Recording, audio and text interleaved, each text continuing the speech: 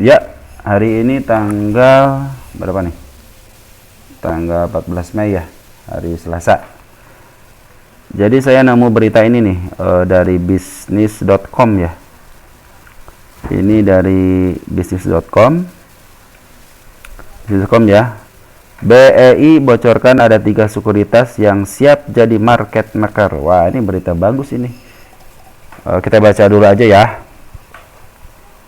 Bisnis.com Jakarta, Bursa Efek Indonesia BEI membeberkan progres terkini mengenai regulasi market maker yang diharapkan dapat menambah likuiditas perdagangan dan pengerek nilai transaksi saham pada 2024. Direktur Perdagangan dan Pengaturan Anggota Bursa BEI Irfan Susandi mengatakan, sejauh ini ada 3 perusahaan sekuritas sebagai anggota Bursa AB yang potensial untuk menjadi market maker.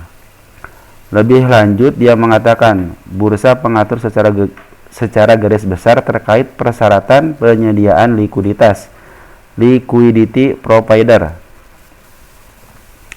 yang berupa persyaratan standar operasional, prosedur SOP, manajemen risiko, risk management, dan sistem. Adapun bagi anggota bursa yang berminat menjadi likuiditas provider dapat mengajukan permohonan kepada BEI dengan memenuhi persyaratan yang ditentukan oleh bursa. Jadi nanti kalau ada yang mau jadi market maker ya harus daftar dulu ke BEI ya.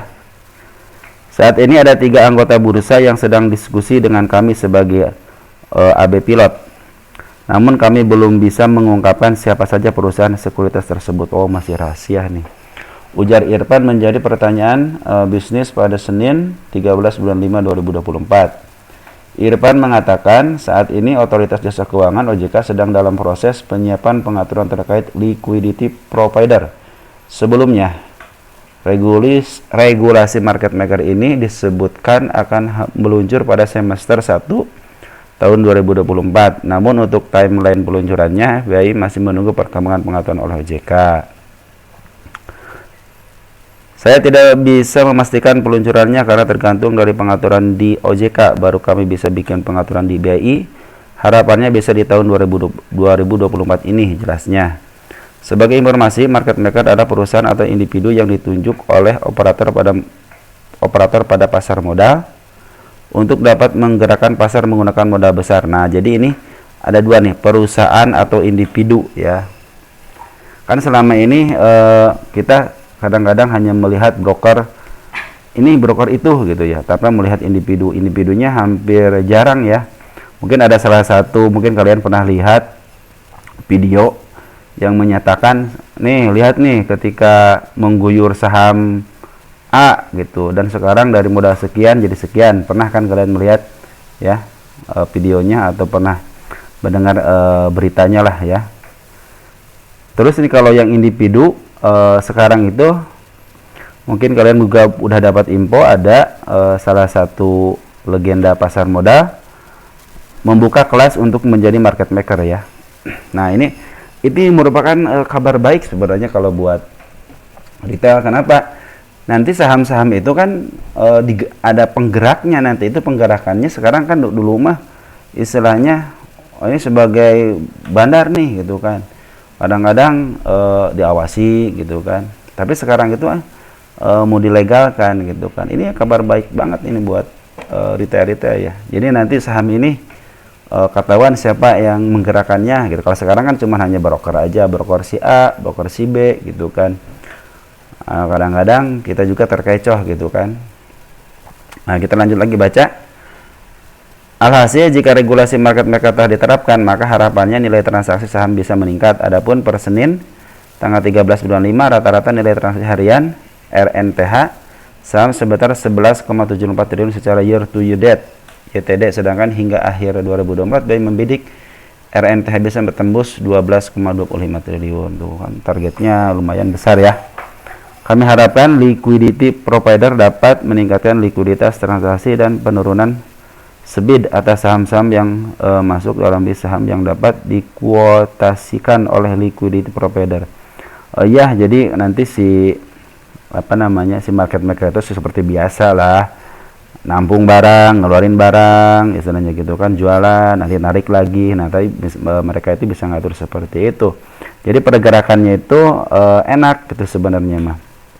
Ya, kalau udah market maker udah istilahnya di apa namanya ya, diberikan secara legal gitu kan. Ini menjadi luar biasa ya. Ya, walaupun nantinya mungkin ada yang market maker juga ada yang nakal gitu kan. Seperti gini nih, kadang-kadang kalau market maker itu ya, kalau market maker yang udah senior, yang udah tahu, dia tuh ketika nurunin aja, coba lihat deh, ketika nurunin itu, kalau market maker yang udah apa namanya handal, dia lihat penurunan saham sampai 50%, cuman dia nggak kena UMA. Kenapa gitu loh ya? Kenapa coba? Karena market maker itu tahu 3 papan ketika menurunkan 3 hari, aslinya 3 hari ya, 3 hari menurunkan saham, baik ARB 1 kali atau ARB 2 kali atau setengahnya dari ARB, itu dia tuh pinter gitu loh, pasti ditahan dulu, dia nggak naik nggak turun, malahan suka ditaikin dulu 1% atau enggak 2%, nanti turunin lagi. Besoknya kalau mau diturunin, turunin lagi 3 papan lagi, turunin lagi, nanti seperti itu, tahan lagi. Nah, itu market maker yang benar gitu loh, bukan benar istilahnya ya, udah pengalaman, karena dia akan menghindari UMA gitu loh. Andai kan dia diturunkan berjilid sampai 7 hari, otomatis dia pasti kena UMA. Makanya hindari saham-saham yang kena UMA, karena itu market makernya ugal-ugalan ya. Coba kalau lihat market maker itu kalau nurunin saham, coba lihat set ke bawahin kan sampai 3 hari. Nah, pasti keempat harinya biasanya suka ditahan dulu tuh, tahan dulu sehari 2 hari, turunin lagi, tahan lagi, turunin. Kalau naikin juga seperti itu. Kalau market maker yang udah handal mah, dia memainkan psikologis retail, mempermainkan psikologis market itu gitu ya. Jadi kadang-kadang taikin tinggi, turunin berapa tik gitu kan, taikin lagi, ada konsolidasi lagi gitu kan. Nah, seperti itu teman-teman.